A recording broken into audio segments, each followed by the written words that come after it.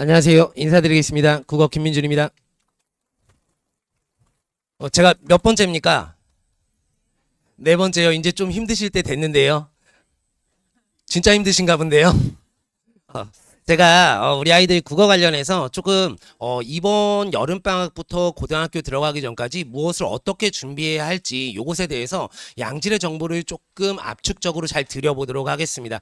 저는 사실은 변주 굴리는 이야기를 별로 좋아하지 않습니다. 그러니까 저의 실적을 이야기하거나 수업에 대해서 뭐 과도하게 안내를 하거나 이런 것보다요. 정말 우리 아이들이 무엇을 어떻게 준비하고 어떤 순서에 따라서 준비했을 때 정말 고등학교 올라가서 계속해서 승리하는 경험을 할 수 있는지 이것에 대해서 조금 같이 이야기를 나눠보고 싶습니다. 자, 다시 한번 인사드리겠습니다. 저는 김민준이고요. 현재 대성마이맹에서 인간 강사로 수업 진행하고 있습니다. 그리고 현장 강의는 휘문중동 영동 이렇게 하고 있고요. 그 다음에 강남대성 출강하고 있습니다.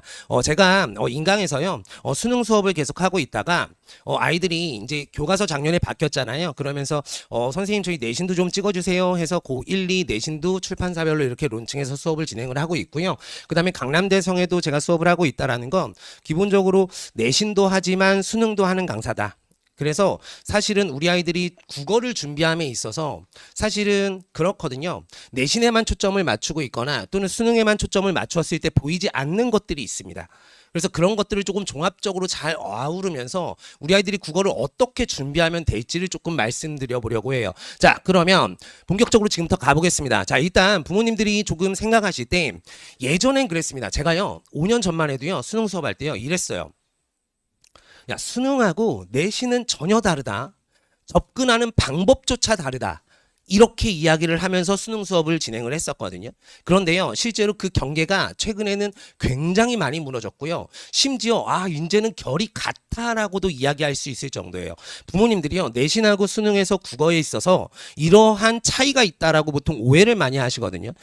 내신에는 범위가 일단 있다. 그리고 수능에는 범위가 없다. 그리고 자, 내신은 암기 베이스다. 수능은 종합적 사고력. 모르는 작품들이 나오니까요. 모르는 지문이 나오니까요. 자, 그다음에 내신에서는 낯선 지문에 대한 이해가 필요 없고, 자, 수능에서는 필요하다. 그리고 수학만큼 타임어택 내신에서는 없지. 수능에서는 우리 아이 모의고사 풀려보니까 시간 모자르던데 하면서 타임어택이 있다 이렇게 생각하거든요. 그런데요 실제로 제가 조금 있다가 우리 여고 아이들 중에서 숙명하고 진선의 시험지를 실제로 주요 문제들을 조금 보여드릴 거예요. 이러한 편견들이요 오해들이요 판판이 다 깨집니다. 그러면 우리 아이가 어떻게 보세요. 여기요 제가 수업을 하는 사람이다 보니까요 이렇게 눈이 안 마주치면요 말이 잘 안 나옵니다. 그리고 누군가가 저를 안 보고 계시죠? 그러면 제가 계속 그분만 보고 이야기를 하게 되거든요. 여기 보세요. 괜찮습니다. 자료 안 보셔도 되고요. 제가 다 말로 전달 드릴 거예요. 자, 다시요. 제가요, 숙명하고요, 진선 시험 문제를 가지고요, 어떻게 준비하는 것이 정말 우리 아이들의 내신과 수능을 잘 준비할 수 있는지 이것들을 하나씩 말씀드리려고 보려고 합니다. 자, 일단 국어에서 어떤 영역을 준비했을 때 정말 탄탄하게, 그러니까 사실은 국어가요, 한번 삐끗해서 안 되기 시작하면 사실 계속해서 어려운 과목이거든요. 근데 한 번만 딱 갖추면 정말 계속해서 재밌는 과목이 돼버려요. 그러려면 무엇을 먼저 갖춰야 되는가, 그리고 어떤 순서로 갖춰야 되는가, 이것을 조금 전달드리고 싶습니다. 자, 일단요, 국어에는요, 이런 영역들의 능력이 필요합니다. 자, 첫 번째예요. 어휘예요. 어휘는요, 사실은 부모님들 많이들 말씀하시죠. 우리 아이들이 어휘가 조금 부족한 것 같아. 라고 말씀하시는데요. 실질적으로요. 그 부족한 어휘는 어떤 거냐면요. 이런 거예요. 문제를 출제하는 사람의 어휘 수준하고요. 그 다음에 문제를 풀고 있는 우리 아이들의 어휘 수준이요. 굉장히 간극이 큽니다. 그러니까 예를 들면요. 이런 거예요. 데카르트는 사유하는 능력을 인간의 본질이라고 역설한다. 이런 문장이 있으면요. 자, 이때 역설은 어떤 의미죠? 질문입니다. 역설은 어떤 의미죠? 이때 역설은요, 힘주어 말하다예요. 그런데 우리 아이들은요, 역설한다 하면, 쌤, 모순이 없는데요? 이렇게 해버려요. 제가요, 실제로요, 지난주에도요, 우리 아이들 테스트를 보는데 2학년입니다. 근데 이 녀석이요, 3.8%예요. 그러니까 1등급 중에서도 상위권이라고요. 그런데요, 시험을 볼 때요, 아이들이 이렇게 생각해요. 어휘 모르는 건 쌤이 어려운 어휘를 냈으니까 질문해도 되지. 테스트 시간에요. 그러면서 손을 들었어요. 쌤, 상투적이 뭐예요? 그런데요, 사실은 지금 의아해 하시죠? 제가 여기서 상투적이 뭡니까? 라고 질문을 들었을 때 정확하게 답변하시기도 애매하실걸요? 맞죠? 그러니까 상투적이 뭐예요? 그랬더니 옆에 있는 녀석이 야, 너 그것도 모르냐? 그러면서 막 얘기해줘요. 그랬더니 다른 애들이 그러더니요. 설명했던 녀석이요. 좀 이따 손 들었어요. 쌤, 이건 너무하신 거 아니에요? 피상적은 뭐예요? 이렇습니다. 그러니까요. 문제를 출제하는 사람의 수준하고요. 푸는 아이들의 수준이 굉장히 다릅니다. 그러면 적어도 수능에 출제된 어휘와 그리고 교과서에 사용될 법한 전체 과목의 어휘 정도는 알고 있어야 된다는 거예요. 무슨 말인지 이해되시나요? 우리요. 어휘 하나만 모르면 그냥 문제 하나가 날아가요. 어휘 하나만 모르면 선지 2개가 정답인 것처럼 보여요. 이거라고요. 이 차이가 난다고요. 제가요 내신으로 예를 들어볼까요? 전교 1등하고요. 지금은 10%니까요. 2등급 1등 10%를 간 넘은 아이랑요. 틀린 문제 개수로 내신에서 몇 문제나 차이 날까요? 대충 추측해 보시면요. 네, 한 문제 반에서 많아야 2문제입니다. 그러니까 요거 가지고 싸우는 거예요. 그런데 거기에서 어휘 하나를 모르면 그 중에 하나가 날아가는 거라고요. 그러니까 굉장히 큰 의미입니다. 근데 이걸요 따로 들고 잡고 외우는 게 만만치가 않아요. 그죠?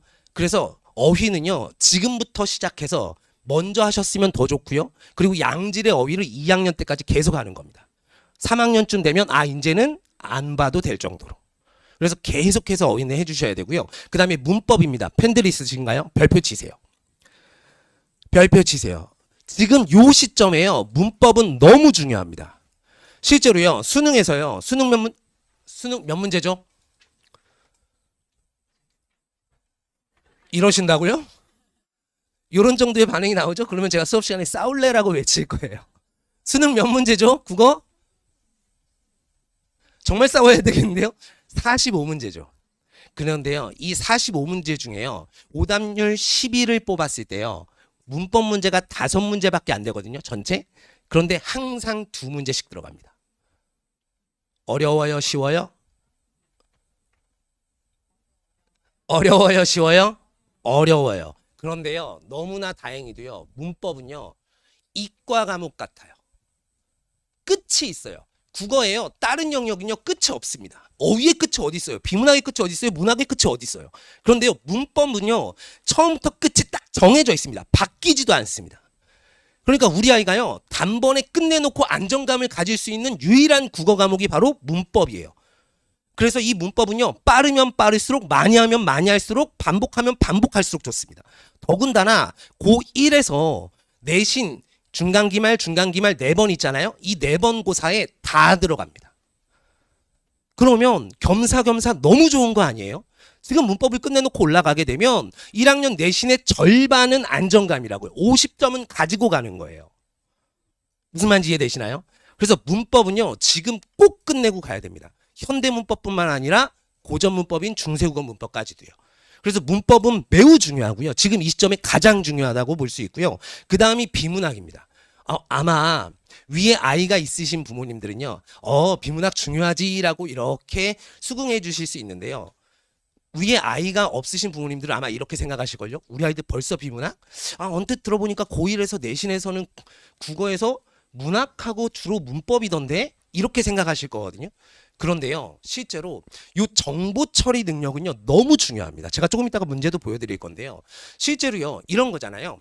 수능에서요 실제 수능에서 문학하고 비문학 중에 아이들이 뭘 어려워해요? 뉴스 기사나 언론에서 많이 보셨죠? 뭘 어려워해요? 비문학이에요. 오답률 10이 안 해요. 비문학이 7문제 내지는 8문제가 들어간다고요. 문학은요 한 문제 들어올까 말까 합니다. 그러니까 그러니까 학년이 올라가면 올라갈수록 아이들은 문학을 쉬워한다는 얘기예요. 그런데요 우리 아이들은 지금 어떠냐면요 제가 알고 있습니다. 아이들의 니즈를요. 엄마 아빠 나 비문학은 할만해. 설명문 논설문 읽을만해. 그런데 뭐 문학에서 소설도 조금 읽을만한 것 같아. 현대소설도. 근데 도통 현대시는 뭔 말을 하는지 모르겠어. 고전 시간에 외계어니까 아예 차치하고요. 그죠? 그러니까 현대시에 지금 온전히 주안점이 딱 가 있다고. 문학하면 시로 생각하거든요. 그런데요 아무리 시를 열심히 들고 파도요. 문제를 틀려요. 왜 그러냐면 요것 때문에 그래요. 제가 질문 드려볼까요? 1학년 교과서에 1, 2학기 다 합쳐서요. 현대시가 몇 편 정도 들어있을까요? 딱 2편 들어있습니다. 1학년 교과서 전체에 현대시가 2편 들어있습니다. 이 2편을 아이들이 모르고 시험 보러 갈까요? 저 같은 사람이요. 들고 잡고 암기 달달달달 다 시켜가지고 보내요. 근데 왜 누구는 맞고 누구는 틀려요? 결국은요. 시 작품을 몰라서 틀리는 게 아니고요. 선지에 나온 문학 개념을 모르거나 선지에 나온 내용이 잘 독해되지 않거나 보기상자를 제시하는데 보기상자의 내용을 모르기 때문이에요. 읽어내지 못하니까. 제가요, 우리 일반적으로 보기상자가 있는 문제가 수능에서도 3점이고요. 내신에서도 그러니까 고배점 문제거든요. 그러면 이게 발문이 어떻게 되냐면 이렇게 돼요. 보기를 참고하여 위 작품을 이해한 것으로 적절한 것은 적절하지 않은 것은. 다시요. 보기를 참고하여 위 작품을 이해한 것으로 적절한 것은 적절하지 않은 것은. 그러면 보기가 제시되고 선택지에는 어떤 내용이 있겠어요? 보기를 참고하라 그랬으니까 절반은 보기죠. 그리고 절반은 작품일 거 아니겠습니까? 그러니까 보기 상자를 못 읽으면 작품을 달달달달 외웠어도 선지 판단이 안 되는 거예요. 무슨 말인지 이해되시나요? 거기다가 우리 선택지에는요. 객관성을 확보하기 위해서 항상 문학 개념이라는 걸 반영해 넣습니다. 왜냐하면 문학은요 예술이잖아요. 제가 나중에 수능 설명회 할 때 또 이제 고등학교 올라오시면 계속해서 이제 말씀을 드릴 텐데요. 문학도 예술 작품이란 말이죠. 그런데 이 예술 작품을 주고 나서 선택지 5개를 주고 이것을 객관적으로 정보 판단해라? 이거 불가능한 거 아닙니까? 내가 감상하는 대로 답하면 되잖아요. 만약에 문학 작품을요 감상하라고 한다면 사실은 재밌는 작품 주고 너 크게 웃어. 크게 웃는 놈이 맞는 거야. 슬픈 작품 주고 너 울어. 눈물 흘렸어. 오케이 맞았어. 이렇게 돼야 되는 거 아니냐고요. 감상은 다 다르단 말이죠. 그런데 수능에서도 마찬가지고요. 내신에서도 마찬가지고요. 선지에 표현법이라고 하는 문학 개념과 같은 것들을 넣으면 객관성이 확보된다라는 거죠. 그래서 그 방법으로 문학 개념은 너무나 중요하거든요. 그러니까 자, 이 정보 처리 능력을 모르면 이 능력치가 없으면 사실은 내신 때 열심히 해도 점수가 안 나옵니다. 그게 제일 안타까운 거예요. 제가요 사실은 지금 1학년 애들로 친다면 중간고사가 끝나고 이제 기말고사를 조금 앞둔 시기거든요. 요맘때쯤 되면 제 마음이 사실은 되게 말랑말랑해져 있습니다. 왜냐하면 중간고사 때 정말 아이들이 죽고 살고 열심히 하거든요. 어머님들 아마 아버지도 마찬가지고요. 보시면요 우리 아이가 이렇게 열심히 한다고? 이런 느낌을 딱 받으실 거예요. 고1 딱 처음 올라오면. 그러니까 제가요 이렇게 하자 그러면 이렇게 따라오고 이렇게 하자고 하면 이렇게 따라오는 게 고등학교 1학년 중간고사 때 아이들이에요. 그러니까 정말 열심히 한다고요. 그런데 어떤 아이가 제가 제일 마음 아파하는 아이들이 사실은 2등급 초반대 아이들이거든요. 이 아이들은 정말 전교 1등처럼 공부해요. 진짜 죽고 살고 합니다. 그런데요 그 한 문제, 두 문제 요것 때문에 0.5점 간점 이런 것 때문에 사실은 2등급이거든요. 그럼 너무 실망해요. 그러면 저도 같이 또 마음이 엄청 아프거든요.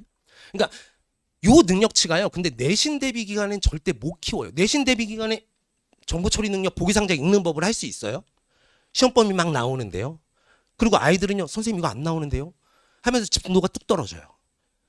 그렇기 때문에 이러한 것들은 지금 닦고 올라가야 된다고요. 실제로요. 제가 보면 중3 때 요맘때 정말 상위권의 아이들 정말 잘하는 아이들은요. 뭘 하냐면 비문학 독서하고요. 그 다음에 문법을 굉장히 열심히 해요. 사실은 문학은요. 나중 되면 자연스럽게 조금 잘 되기도 하고요. 그리고 내신으로 친다면 내신의 시험 범위의 문학 작품이요. 아무리 많이 포함돼도 10작품이 안 됩니다. 아무리 많이 포함돼도요. 그러니까 그걸 달달달달 열심히 안 하면 그냥 점수 열심히 안 하면 안 나오는 거죠. 그러니까 열심히 했을 때를 가정했을 때도 우리 아이가 정말 극상의 점수가 나오려면 사실은 이 능력치가 너무나 중요하다라는 거죠. 그래서 요거를 조금 잘 닦으면서 가셔야 되고요. 그 다음에 고난도 추론 능력입니다. 요거는요. 그래도 지금 내신을 위해서는 아니고요. 수능을 위해서인데요. 이런 겁니다. 비문학을 어차피 공부한다면 우리 아이가요. 글을 읽고 나서 정보를 처리한 뒤에 정보를 나열해놓고 이것들의 관계를 유기적으로 파악할 수 있어야죠. 예를 들면 금리를 알아요. 통화량을 알아요. 그리고 물가 상승률이라는 걸 알아요. 그리고 환율이라는 걸 알아요. 또는 무역 이런 내용들을 알아요. 그렇지만 이것들의 상관관계를 생각하는 건 결국 아이들의 몫이에요. 그래서 이런 것들을 계속 질문을 던지면서 생각하게 해줘야 되거든요. 그래서 그 능력치까지 가야 되고요. 그 다음 마지막이 이제 요겁니다. 그러니까 이렇게 정보 처리 능력까지 갖추고 나면 그때는 이제 문학을 한다 그러면 폭발적으로 안정적으로 점수가 나오는 거예요. 그래서 여기에서의 문학은요, 뭘 해야 되냐면요, 두 가지를 해야 됩니다. 첫 번째, 문학 개념을 완벽하게 잡아야 됩니다.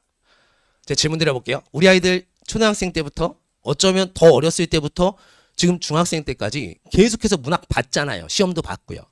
문학 개념 완벽하다고 자신하십니까? 짧게 9년입니다. 9년 동안 문학을 봤는데 문학 개념 완벽하다고 생각하십니까? 그런데요, 이거예요. 학교에서 선생님이요, 수업하실 때요, 문학 개념 하나하나 다 해주실까요? 고등학교에서?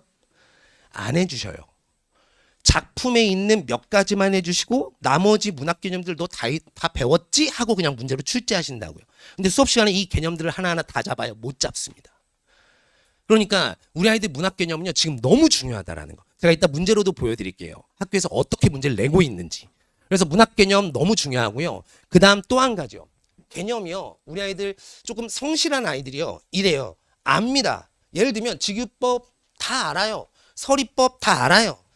그런데요, 문제는 뭐냐면 새로운 작품이 나왔을 때 적용하지 못해요.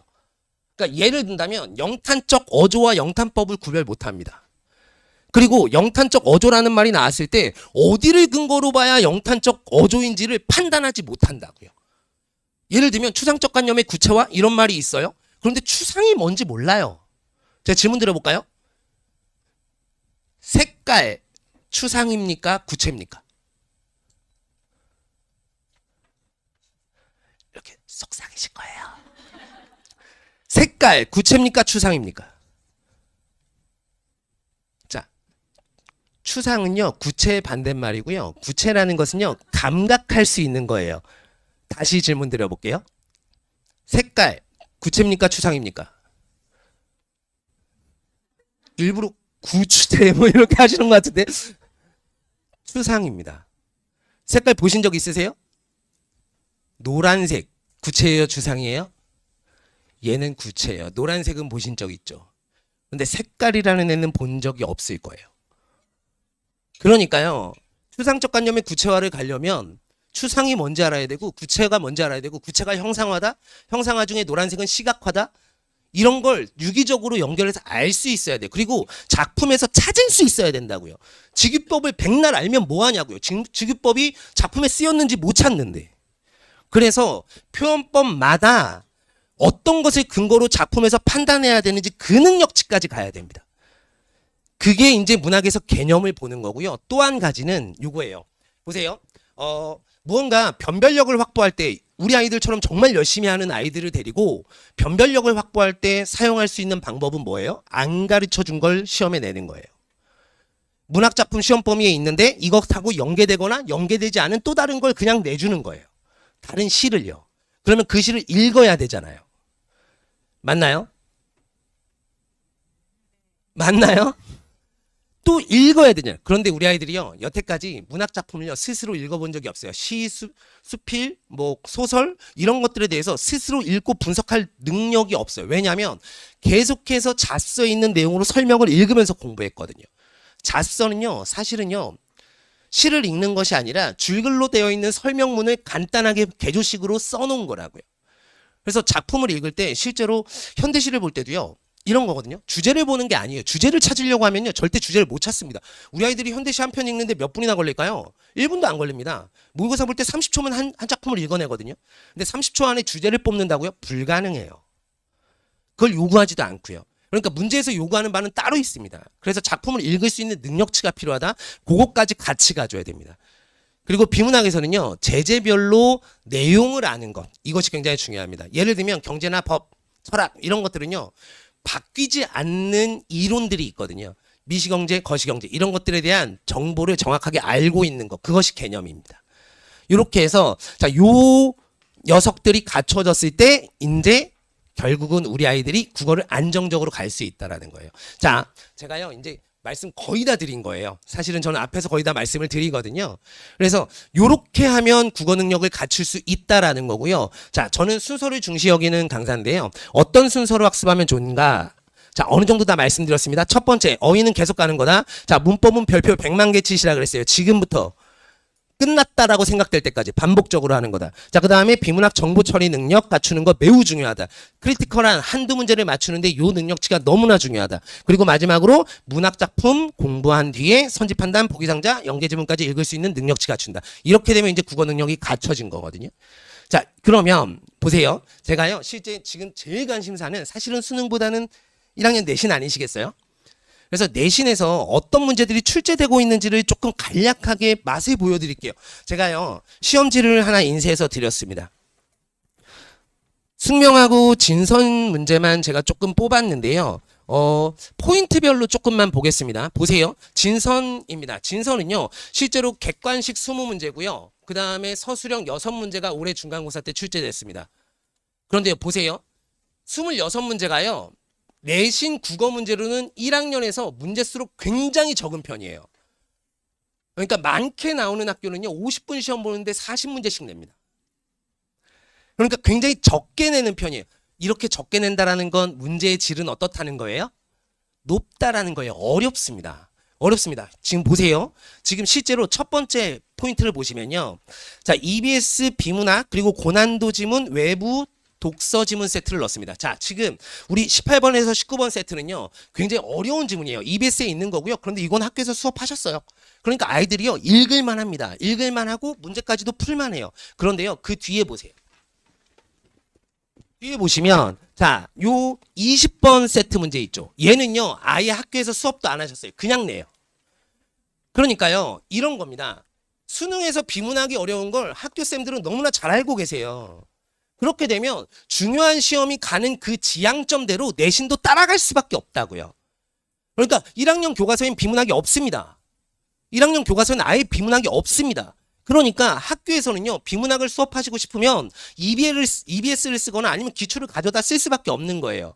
그러니까 이렇게 기출들을 가져다 쓰거나 너 잘 읽을 수 있니? 라고 하면서 개인적인 역량을 평가하는 새로운 지문을 주기도 한다고요. 이렇게요. 그러니까 이 능력치가 없으면 결국 문학을 지금 죽고 살고 해놔도 점수는 안 나온다라는 거예요. 그러니까 이 시기에 너무 중요한 건 사실은 문학 작품 조금 더 보는 게 아니라 요 능력치를 갖추는 게 훨씬 더 중요합니다. 안 그러면 점수가 안 나오니까요. 그리고 아이가요, 이럴 수 있잖아요. 이번에는 내가 좀 덜 열심히 했어요. 그래서 점수가 안 나와요. 근데 그 다음번에 열심히 하면 나와야 되잖아요. 근데 이 능력치가 없으면 안 나옵니다. 열심히 했을 때도. 그러면 실망한다고요. 그게 너무 아쉽죠.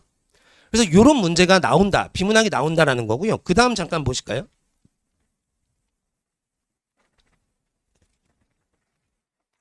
자, 두 번째 포인트인데요. 두 번째 포인트에서 보시면 자, 외부 연계 작품 이런 거 고난도 작품 나옵니다. 자, 우리요 일반적으로 수능에서도요 3작품 이상을 섞지 않아요. 그런데요 진서는요 4작품 세트까지도 나옵니다. 그러니까 내신이 더 어려워요. 실제로요. 이 중에 선생님이 수업하신 작품은 2작품이고요. 나머지는 수업하시지 않았어요. 그러니까 이렇게 외부 연계 작품이 나왔을 때 읽을 수 있는 능력치가 필요하고요. 그 다음에 1번 문제 잠깐 보실래요? 4번 4페이지예요. 1번 문제 잠깐 보시면 이런 겁니다. 선택지 잠깐 보세요. 가는 나와 달리 비유적 표현. 비유적 표현이 뭔지 알아야 돼요. 비유적 표현에 7가지가 있다는 걸 알아야 돼요. 그 중에 찾을 수 있어야 된다고요. 그죠? 자, 그 다음에 두 번째도 유사한 문장 구조. 세 번째도 보시면 명사로 시행 종결. 자, 여기요.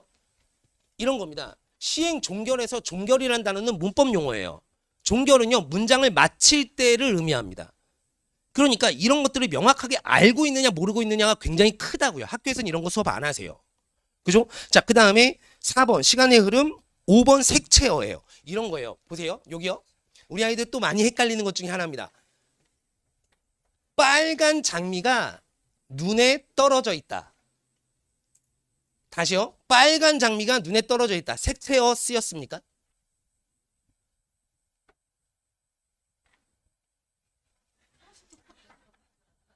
빨간은 색깔을 나타내는 말 맞나요?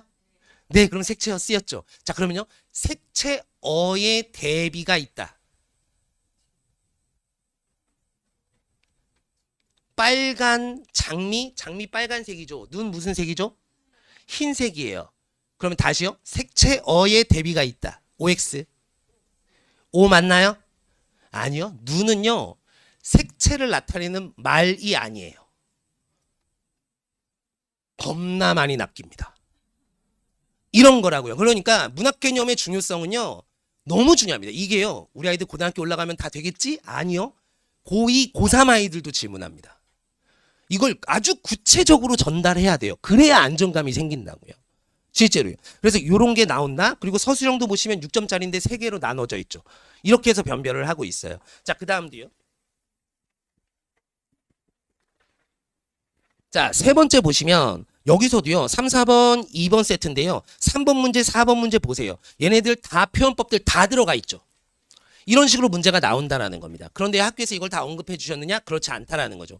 그러니까 이런 것들을 꼼꼼히 잘 풀 수 있어야 된다라는 거고요. 네 번째 포인트 보겠습니다. 자, 문법입니다. 문법은요. 이거는 이제 우리 대치동학교 전체 다 공통입니다. 그냥 다 권한대로 나옵니다. 그리고요. 뭐 이론 묻거나 그런 거 없고요. 다 수능식으로 사례 적용 판단 문제가 나옵니다. 그래서 보기 상자도 굉장히 길고요. 굉장히 까탈스럽게 나온다. 이렇게 보시면 되겠고요. 자, 그 다음 숙명도 한번 볼까요? 숙명은요. 서술형이 없습니다. 얘네는 객관식만 30문제가 나옵니다. 그러니까 나는 객관식만으로도 너희들을 충분히 변별할 준비가 되어 있어 라는 시그널을 충분히 보내시는 거고요. 자, 보시면 우리 선택형 20번, 21번 보세요. 여기서도 20번 문제 보시면 앞쪽에 다 문학 개념인 거 보이시나요? 의문형 문장, 대조적 시어, 유사한 문장 구조 반복, 이미지 대비, 이중적 의미 이런 것들 다 문학 개념이죠. 그러니까 문학 개념 모르고는요. 안정적인 점수가 절대 안 나옵니다. 그 다음 자 선택형 25번에서 30번도 보세요. 앞쪽에 있는 거. 자 우리 25번에 1번 선지 보세요. 색채 대비 보이십니까? 다시요. 빨간 장미가 눈에 떨어져 있다. 색채 대비 OX요? O라고요. 색채 대비는 됩니다. 장미하고요. 눈하고 색채 대비는 됩니다. 색채어의 대비가 아니라고요. 싸우실까요? 색채 대비는 된다고요. 김민준 파란 옷 같고요. 초록색 칠판하고요. 색채 대비는 된다고요. 그런데 옷과 칠판은 색채어가 아니라고요. 됐나요? 제가 수업을 하는 것 같습니다. 자, 그 다음 그 밑에도 보시면 다 표현법들이에요. 그죠? 그러니까 이런 문제가 기본 세팅으로 나온다라는 거고요. 그렇지만 이것만 나오는 건 아닙니다. 두 번째 포인트도 보세요. 긴 보기 상자요. 아, 요거죠. 우리 숙명 시그널입니다. 아, 시그니처입니다. 시그니처입니다. 보기 상자 보세요. 이걸 못 읽으면요. 아예 선지 판단이 안 됩니다. 그러니까 이런 식으로 변별을 한다라는 거 보시면 되겠고요. 자, 그 다음 세 번째입니다. 여기도 마찬가지죠. 비문학 거르지 않습니다. 이번 중간고사 때 나온 건요. 28학년도 예비 수능 지문을 가지고 왔어요. 그러면서 실제로 지문 자체가 크게 어렵진 않았거든요. 원래 예비 수능 문제는 크게 어렵진 않고요. 그냥 유형을 보여주는 세팅인 겁니다. 그럼에도 불구하고 이렇게 지문이 나오면 아이들은 굉장히 어렵다라는 거죠. 이렇게 비문학을 빠뜨리지 않고 있다고요. 학교에서는요. 근데 우리 아이들은 지금 다 현대시에 목매 있죠.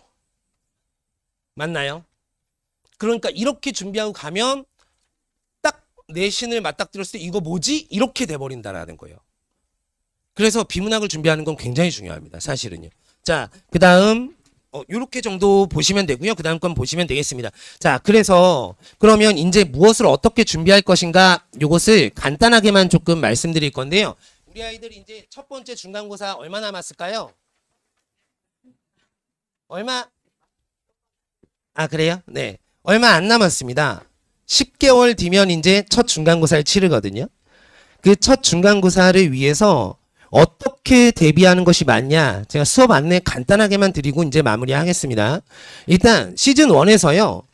현대문법 하고요. 그다음에 비문학 구조를 싹 다 잡을 겁니다. 이렇게 해서 현대문법을요. 아예 아이들 수능 치를 수 있는 수준으로 끝낼 겁니다. 고3 수준으로요. 제가 작년, 재작년에도 아이들하고 함께 호흡을 했고요. 충분히 가능하고요. 실제 사실은 저는 중학생 아이들도요. 중1 조금 넘어오면 그냥 고등문법 바로 하는 게 맞다고 생각하는 사람이거든요. 문법은 다르지 않습니다. 용어만 몇 개가 다를 뿐이지. 그래서 안정적으로 닦아야 되고요. 그리고 문법 같은 경우에 순서가 너무 중요합니다. 그러니까 예를 들면요. 모든 참고서들은 다 의문부터 나와 있거든요. 의문이 제일 작은 문법 단위이기 때문에. 그런데요. 의문을 아무리 죽고 살고 해놔도요. 품사 개념을 모르면요 의미가 없어요. 다시 해야 됩니다. 자, 예를 들어볼까요? 제가 자주 드는 예인데요. 아이가 집에 왔어요. 근데 어머니가 안 보이세요. 엄마 어디 계세요? 질문을 던졌어요. 그런데 어머니가 답하십니다. 엄마 부엌에 있어 1번, 부엌에 있어 2번. 몇 번이죠? 부엌에 있어 1번, 부엌에 있어 2번. 몇 번이죠? 어머니가 지금 이러셨어요. 1번인 것 같은데 2번? 몇 번이죠? 2번이에요. 부엌에가 맞습니다. 애는요, 들어보세요. 모음으로 시작하는 형식 형태소예요. 모음으로 시작하는 형식 형태소 앞에 있는 종성은요, 연음 처리가 돼서 키읔이 그대로 올라와서 발음 내야 된다고요. 그래서 무릎을 꿇다가 아니고 무릎을 꿇다예요. 그러니까 보세요. 여기서 제가 말씀드리고 싶은 건 뭐냐면 그 의문을 다루고 있는 교과서에는요, 형태소라는 건 없어요. 그러니까 아이들은 외워야 돼요. 니은첨가 얘네들 합성어나 파생어 환경에서 일어나요. 합성어, 파생어는 품사 단위에 있어요. 그러니까 문법은요 순서가 있습니다. 그 순서대로 정확하게 학습해야 안정적으로 마무리할 수 있고요. 그래서 10주 동안에 마무리할 거고요. 그 다음에 현대문법 다음에 바로 이어서 고전문법을 할 겁니다. 2주 동안 할 거고요. 이 고전문법은 1학년에서 나오는 내신 내용 싹 다 할 겁니다. 그렇게 해서 자 현대문법과의 차이점을 통해서 고전문법 볼 거고요. 그 다음에 현대시를 6주 볼 겁니다. 그리고 중간에 2주 휴강할 거고요. 자, 그 다음 고전시가 그리고 현대산문, 고전산문까지 이렇게 쭉 이어서 3, 4까지 갈 건데요. 실제로 고전시가하고요. 고전산문 같은 경우에 소설 같은 경우에는요. 우리 1학년 11종 출판사에 있는 모든 작품들을 싹 다 보고 갈 겁니다. 그러니까 우리 아이가요. 어떤 학교를 가도 상관없이 그리고 그것과 플러스 알파로 더 보게 될 겁니다. 그리고요, 고전은요, 실제로 갈래별 특성을 조금 봐야 돼요. 예를 들면 시조의 특성이 무엇인가, 가사의 특성이 무엇인가, 이런 것들에 대해서 명확하게 지금 개념을 잡고 올라가야 됩니다. 그리고요, 현대시하고요, 현대산문, 현대소설 할 때는요, 제가 문학개념 교재 쓸 때요, 한 가지도 빠뜨림 없이 다 썼습니다. 그리고 이 개념마다 적용할 수 있는 작품 사례까지 다 넣었어요. 그래서 빠뜨림 없이 다 보겠다. 라고 말씀드릴 수 있고요. 만약에요, 우리 아이가요, 저랑 수업을 했는데 고등학교 올라가서 모르는 문학 개념이 나왔다. 그러면 저한테 연락 주십시오. 제가 개인 과외 해주겠습니다. 개인 과외 해드리겠습니다. 그러니까 다 하겠습니다. 개념들. 이렇게 해서 마무리되고요. 그 다음 우리 문법은요, 비문학은요, 아이들이 감이 금방금방 떨어집니다. 그래서 시즌 1 끝나고 나면요, 누적으로 계속 과제가 나갈 겁니다. 문법하고 비문학이요. 그리고 주차별로 제가 만약에 현대시를 하면요. 현대시 적용과제가 나갈 거고요. 고전시가 하면 고전시가 적용과제가 나갈 겁니다. 그래서 요것들은 저는 아이들이 쉬운 제재로 공부하는 걸 반대하는 사람이거든요. 계속해서 어려움을 경험하고 지금 틀려야 나중에 맞을 수 있다라고 생각하는 사람이에요. 그래서 조금씩은 아이들 수준보다 더 높은 제재를 줄 겁니다. 특히나 문법 같은 경우에는요. 아예 대치 내신 싹 다 풀릴 거고요. 그 다음 수능 학평 기출까지 싹 다 풀고 가게 될 겁니다. 이렇게 되면요. 이렇게 할 거고요. 그 다음에 비문학도요. 고3 수준으로 우리 아이들이 EBS 봐야 되거든요. 그래서 EBS 제재로 다 풀릴 겁니다. 부모님들 우리 아이 좀 이거 잘 풀 수 있을까? 제가요 이미 다 검증했습니다. 다 풀 수 있습니다. 풀 수 있고요. 시간이 걸릴 뿐이지 다 풀고 아이들은 분명히 늘 수 있습니다. 성장할 수 있습니다. 그래서 이렇게 과제에 나갈 거다라는 거고요. 뒤쪽은 이제 쭉 제가 조금 더 상세하게 해놨습니다. 그래서 우리 자료에 제가 브로셔에 다 넣었으니까요. 이제 보시면 되겠고요. 시간은 이렇게 있습니다. 4일하고 5일 이렇게 개강할 거고요. 두각하고 SNT 이렇게 수업 진행하고요. 교재 라인업들입니다. 그래서 진도 교재부터 해서 문법 교재, 실전 모의고사, 그리고 어휘책, 시조책. 여기서요. 요거는 조금 보셔야 되는데요. 과제만 조금 안내 드릴게요. 여기요. 2분만 더 하겠습니다. 자, 실전 모의고사 같은 경우에는요. 전국 단위로 치러진 모의고사입니다. 그래서 우리 아이들이 OMR 카드를 내면 실제로 전국 단위로 치러진 그 등급 안에 우리 아이의 점수를 넣을 겁니다. 그래서 실제 그때 모의고사를 치렀다면 몇 등급이 나올지까지 객관적으로 보실 수 있게 이렇게 성적표까지 뽑아 드릴 거고요. 그 다음에 오답 확인하는 겁니다. 내신 때는요. 제가 문제를 주면 사실은 이미 공부를 한 상태에서 문제를 풀기 때문에 공부가 돼요. 성장이 돼요. 근데 모의고사는 안 그렇습니다. 공부하고 보는 시험이 아니잖아요. 그렇기 때문에 오답 확인을 굉장히 꼼꼼히 해야 되고요. 제가 맨 처음 시간에 오답 확인하는 방법까지 아이들하고 다 안내할 겁니다. 그러면 이 방법대로 안 해오면 그냥 과제를 안 한 겁니다. 문제를 풀었어도요, 오답 확인을 안 해오면 그냥 과제 안 한 걸로 합니다. 우리 조교쌤들이요, 제 수업을 다 들은 제자들이거든요. 그래서 이번에 제가 서울대 의학과 친구들로 다 배치를 했고요. 예비고리 같은 경우에. 그 친구들이요, 어떻게 오답해야 되는지 다 알아요. 그래서 혹시 베껴 오거나 선 아무렇게나 막 그어오거나 이러면요, 굉장히 뼈 아프겠습니다. 너 베꼈지? 어머니한테 전화함. 막 이런 거 막 그냥 써놓습니다. 그러면 아이들이요, 두세 주만 지나면 그런 친구들 싹 다 없어집니다. 그렇게 해서 안정적으로 오답하긴 할 수 있게 할 거고요. 그 다음에 어입니다. 어휘는요, 한자어부터 해서요, 관용 표현까지 매주 50개 공부해 오고요. 수업 시작하면 바로 테스트를 치릅니다. 얘는 20문제고요. 그 다음에 시조는요, 매주 10작품씩 학습해 올 건데요. 맨 처음에 시조를 아이들이 못 읽어요. 그래서 제가 10분 영상을 매주 찍어서 보내줍니다.